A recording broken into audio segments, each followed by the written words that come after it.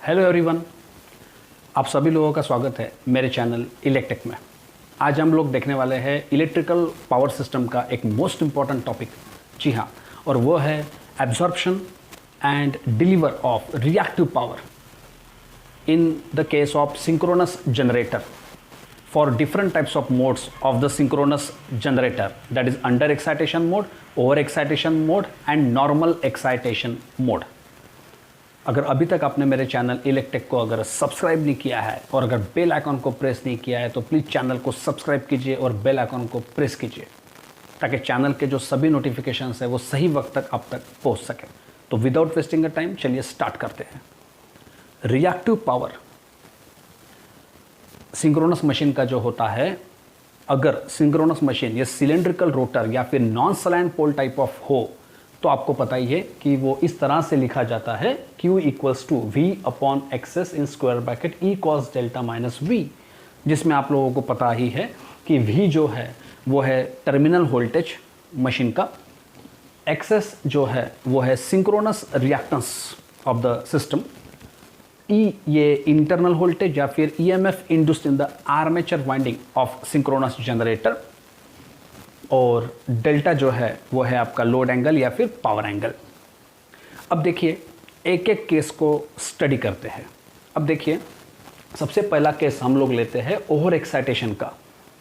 अगर आपका जो सिंक्रोनस मशीन जो कि ऐड कर रहा है सिंक्रोनस जनरेटर की तरह, अगर हम ओवर एक्साइटेशन मोड में अगर वो सिंक्रोनस जनरेटर को अगर ऑपरेट करते हैं तो वो केस जो है वो रहता है E cos delta is greater than V। Over excitation mode में जब भी सिंक्रोनस जनरेटर ये ऑपरेट होता है तो उसमें E cos डेल्टा ये ग्रेटर देन V होता है। इसका ही मतलब देखते हैं फॉर्मूलेशन के हिसाब से रिएक्टिव पावर के। जब कभी भी ओवर एक्साइटेशन मोड होता है और E cos डेल्टा ये ग्रेटर देन V होता है तो देखिए अगर ये फॉर्मूलेशन, ये जो रिएक्टिव पावर का फॉर्मूलेशन है उसमें E cos डेल्टा जब ग्रेटर देन V हो तो डेफिनेटली Q ये क्या होगा, पॉजिटिव होगा, ग्रेटर देन 0 होगा।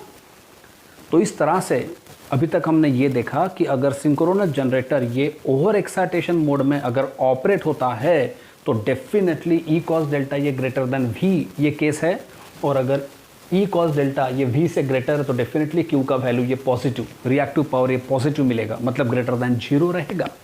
और आप लोगों को पता ही है रिएक्टिव पावर ग्रेटर देन 0 या फिर पॉजिटिव है, इसका मतलब ये है कि सिस्टम में रिएक्टिव पावर अवेलेबल है, पॉजिटिव है। इसका मतलब ये है कि जब रिएक्टिव पावर पॉजिटिव होता है तो आप लोगों को पता ही है कि सिस्टम जो है उसमें जो लोड है वो ये इंडक्टिव रहता है, क्योंकि आप लोगों को पता ही है कि जो रेजिस्टिव लोड है वो ऑलवेज एक्टिव पावर को कंज्यूम करता है, क्योंकि उसमें current is in phase with voltage होता है। और रिएक्टिव पावर के एग्जिस्टेंस के लिए करंट और वोल्टेज का इन क्वाड्रेचर में रहना या other then in phase relationship का रहना ये इंपॉर्टेंट है। तो वो सिर्फ इंडक्टर और कैपेसिटर के केस में ही करंट और वोल्टेज में फेज क्वाड्रेचर रिलेशन आपको मिलेगा, और उसमें भी अगर Q ये पॉजिटिव या ग्रेटर देन 0 हो, रिएक्टिव पावर ये पॉजिटिव हो, तो आप लोगों को पता ही है कि वो सिर्फ कब पॉसिबल होता है जब लोड जो है वो इंडक्टिव होता है। तो इसका ही मतलब जब सिंक्रोनस जनरेटर ये ओवर एक्साइटेशन मोड में अगर ऑपरेट होता है तो इसका ही मतलब ये है कि लोडिंग कंडीशन ये इंडक्टिव नेचर का है और Q जो है वो पॉजिटिव तभी मिलेगा। अब देखिए इसीलिए ये जो डायग्राम है उसे ज़रा कंसिडर करते, ये सर्किट को ज़रा कंसिडर करते जिसमें लोड मैंने इंडक्टिव बताया है क्योंकि ओवर एक्साइटेशन केस है और Q ये पॉजिटिव है, ग्रेटर देन 0 है। ये है सिंक्रोनस जनरेटर, ये है इंडक्टिव लोड, और ये आप एक तरीके से ट्रांसमिशन लाइन समझ सकते हैं। IL ये आपका लोड करंट या फिर इंडक्टर करंट या current flowing through inductor. VL is the voltage drop across inductor. इस तरह से आप लोग समझिए। अब देखिए ये केस में अगर जनरेटर डिलीवर कर रहा है तो देखिए डेफिनेटली करंट के डायरेक्शन से समझ रहा है कि जनरेटर डिलीवर कर रहा है, और ये जो इंडक्टिव लोड है वो पावर को कंज्यूम कर रहा है, एब्जॉर्ब कर रहा है। तो हम इस तरीके से बोल रहे हैं अगर लोड इंडक्टिव है तो डेफिनेटली देखिए ये जो लोड करंट है, इंडक्टर करंट है, ये लैगिंग होगा।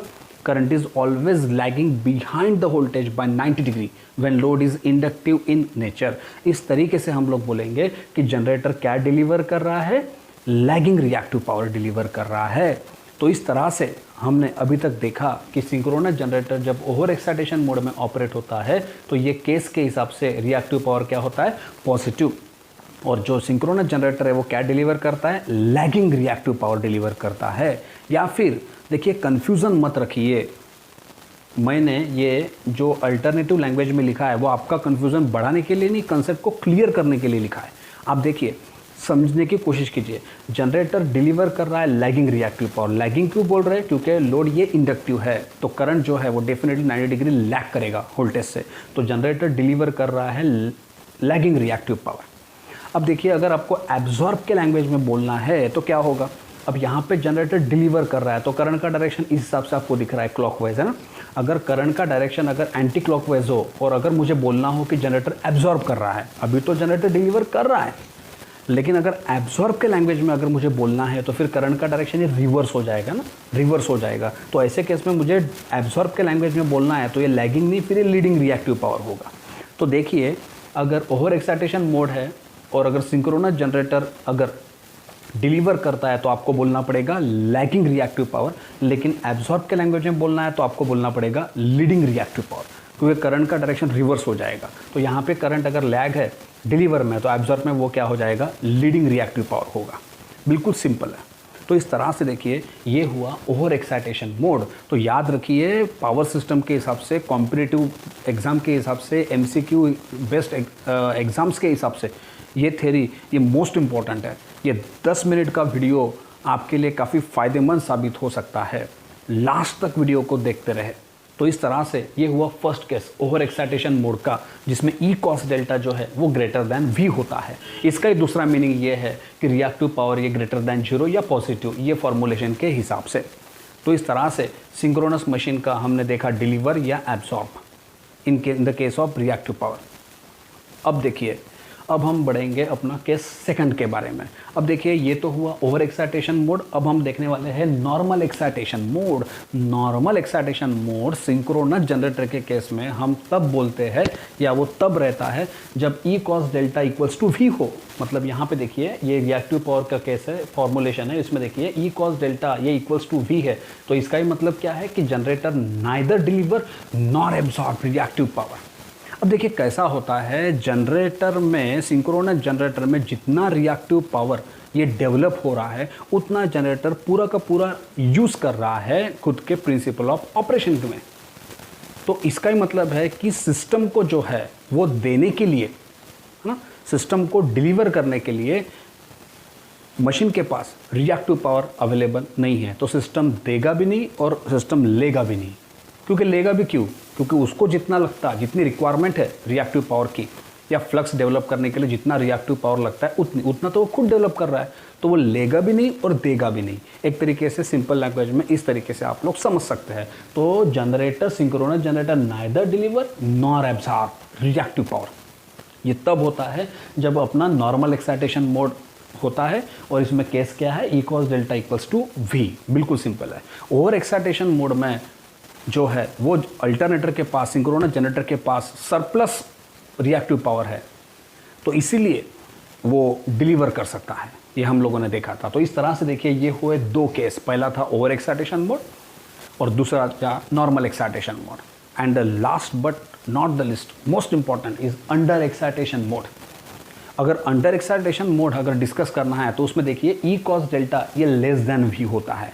अगर ये फॉर्मूलेशन जो है रिएक्टिव पावर का, उसमें आप देखिए अगर E cos डेल्टा ये लेस देन V है, अगर E cos डेल्टा ये V से लेस है, इसका ही मतलब Q जो है वो क्या रहेगा, निगेटिव मिलेगा। Reactive power negative, in the case reactive power is less than 0।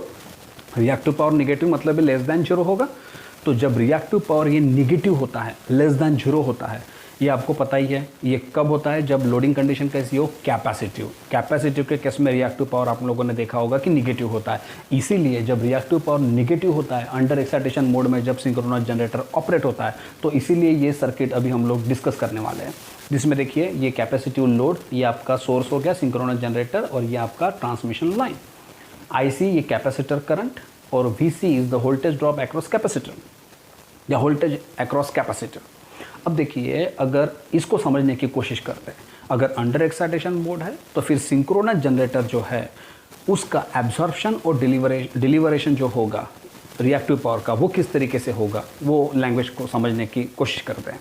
अब देखिए, अगर जनरेटर डिलीवर करेगा तो क्या करेगा, डेफिनेटली लीडिंग रिएक्टिव पावर करेगा, क्योंकि अगर कैपेसिटर है तो डेफिनेटली करंट क्या होता है, लीड करता है 90 डिग्री से, है ना। In the case of capacitive load current leads the voltage bye 90 degree, phase quadrature में है, तो डेफिनेटली रिएक्टिव पावर का इन्वॉल्वमेंट रहेगा।